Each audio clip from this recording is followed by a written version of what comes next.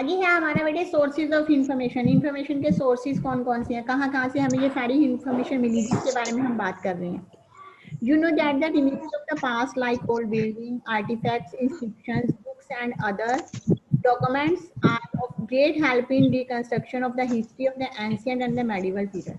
हमें पता है बेटे, जितनी भी हमने कहते हैं पुरानी, जितने भी हमारी बिल्डिंग्स हैं या फिर हमारी पुरानी कलाकृति, आर्टिफैक्ट्स होते हैं कलाकृति जो कला के हैं, जैसे जो हमारी मान लो हमारी अजंता केव्स बनी हुई हैं, अलोरा केव्स बनी हुई हैं, ये सारे, या फिर इंस्क्रिप्शंस के पीछे बुक्स लिखी हुई हैं, जितनी भी हमारी लिपि लिखी गई है या किताबें हैं, डॉक्यूमेंट्स हैं, ये जो है वो हमें पुरानी हिस्ट्री के बारे में जानने में काफ़ी हेल्प करते हैं, जो हमारी एंशियंट हिस्ट्री है या फिर मेडिवल पीरियड जिसके बारे में हम लोग पढ़ चुके हैं।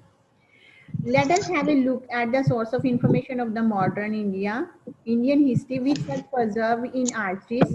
You can see them and read most of them.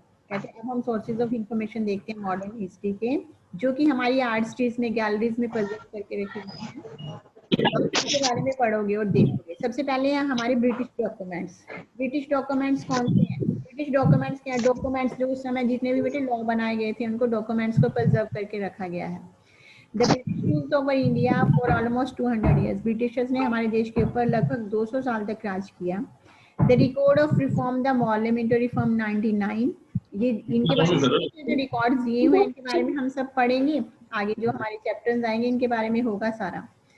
And report of Simon commission, Simon commission की रिपोर्ट आई 1929 में, ब्रिटिशर्स ने भेजा था साइमन को ब्रिटेन से, जो इंडिया आए थे।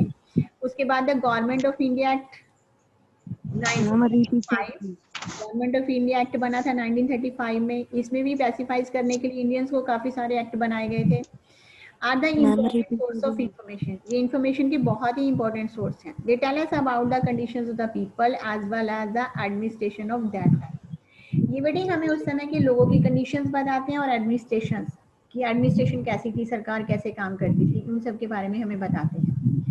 Similarly, we got a lot of information from the various bills like the Albert Bill, Arms Bill, that were passed by the British Parliament. इसी तरह कहते हैं उस समय के जो बिल पास हुए, कौन कौन से? एल्बर्ट बिल, लॉर्ड एल्बर्ट होते थे उस समय के वाइसराय, उनके द्वारा बिल पास किया गया था। आर्म्स बिल बना था। आर्म्स बिल हथियारों के ऊपर, आर्म्स के ऊपर रोक लगा दी गई थी। तो ये जो बिल पास हुए थे ब्रिटिश पार्लियामेंट के पास, इनसे जो है वो हमें काफी इंफॉर्मेशन मिलती है कि उस समय क्या कंडीशन थी लोगों की, उस समय लोगों की कंडीशन कैसी थी और एडमिनिस्ट्रेशन कैसी थी। उसके बाद नेक्स्ट है बेटे हमारा बुक्स।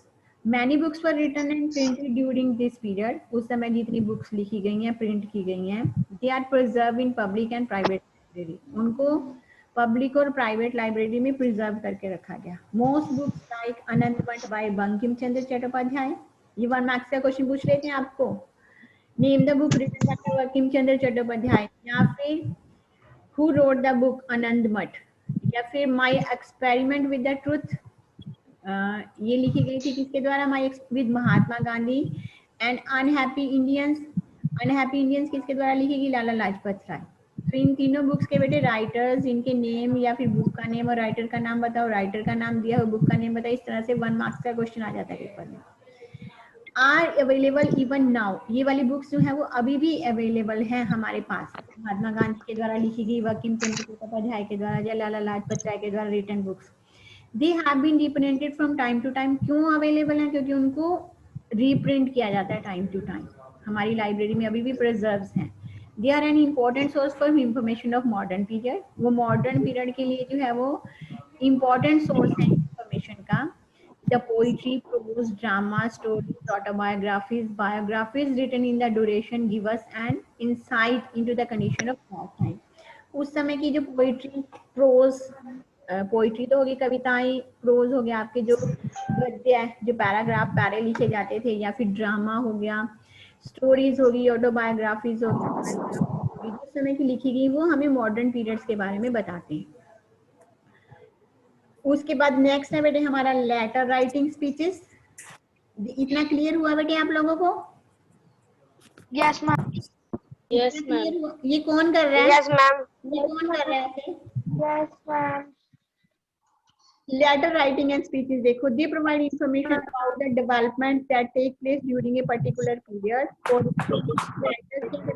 पर्टिकुलर पीरियड जो है वो इंफॉर्मेशन है, कोई राइटिंग है। जैसे अगर आप लोगों को ध्यान हो अपनी लाइब्रेरी में, या बेटे पिता के पत्र पुत्री के नाम, पंडित जवाहरलाल नेहरू ने अपनी बेटी को इंदिरा गांधी को पत्र लिखे थे, तो वो हमें एक पर्टिकुलर इंफॉर्मेशन देते हैं, उनके बीच में क्या कंजर्वेशन हुई है, उनके बीच में क्या बातें हुई हैं, या वो क्या चाहते थे, वो क्या स्पीच देना चाहते थे, क्या राइटिंग थी, ये सारा हमें पता चलता है। For example the collection of writing of Gandhi ji, जो गांधी जी ने कलेक्शन लिखी थी, गांधी जी ने जो गांधी जी के द्वारा जो लिखी बुक्स हैं, and the Gandhi Smriti near Rajghat, उनको कहाँ प्रिजर्व करके रखा जाए अपनी राजघाट में, गांधी स्मृति में, कहाँ पर है वो, नियर राजघाट, वहां पर उन बुक्स को प्रिजर्व करके रखा है।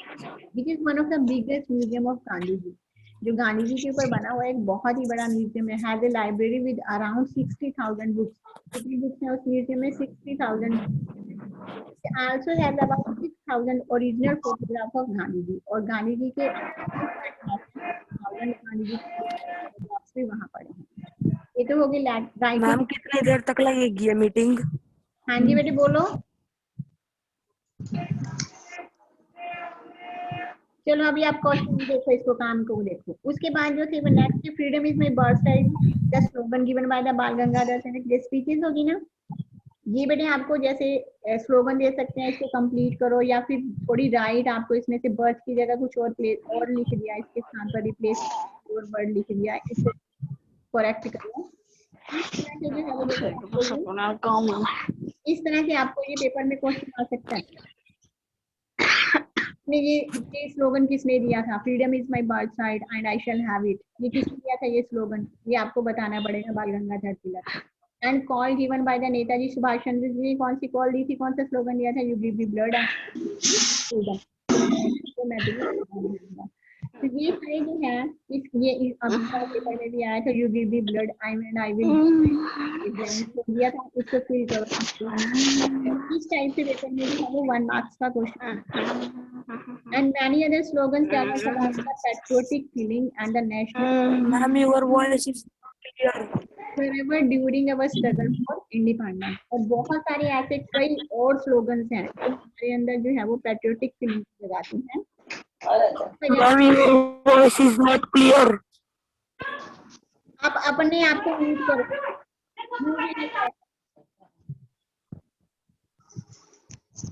जो आप लोगों ने आप म्यूट किया हुआ है ना, उसकी वजह से जो है वो नेटवर्क प्रॉब्लम होगी, या फिर आपकी तरफ नेटवर्क प्रॉब्लम होगी। No, ma'am, क्लियर आ रही है। तो ये कुछ स्टूडेंट्स के बैकग्राउंड से आवाज आ रही है। आप बेटे अपने आप को म्यूट करो, जो बीच में बोल रहा है वो भी म्यूट करो। तो ये कुछ स्लोगन है जिसकी वजह से पैट्रियोटिक फीलिंग जो थी वो पैदा हुई थी। लोग जो थे वो इंडिपेंडेंस के लिए, नेशनल की फेवर के लिए स्ट्रगल करने के लिए तैयार हुए। हमने देखो कौन कौन से सोर्सेज पढ़े हैं अभी तक, हमने कौन कौन से सोर्सेज पढ़े हैं। फर्स्ट सोर्स कौन सा? सेकंड हमने पढ़ा था बुक्स, आप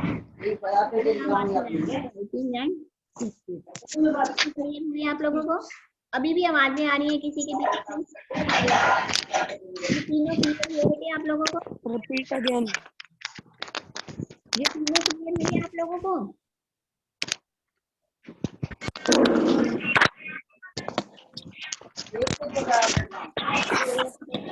तीनों क्लियर हुए बच्चे? Yes yes no? Yes ma'am, yes ma'am, yes ma'am. चलो आज नहीं करेंगे, इससे रिलेटेड जो भी आपके 1 वर्ड क्वेश्चन बनते हैं ना, आप लोग अपने आप बनाओगे क्वेश्चन, ठीक है? कल हम लोग डिस्कस करेंगे class. Yes ma'am. Okay ma'am. बाकी है वो कल करेंगे। Okay, ma'am. Okay ma'am. Bye, ma'am.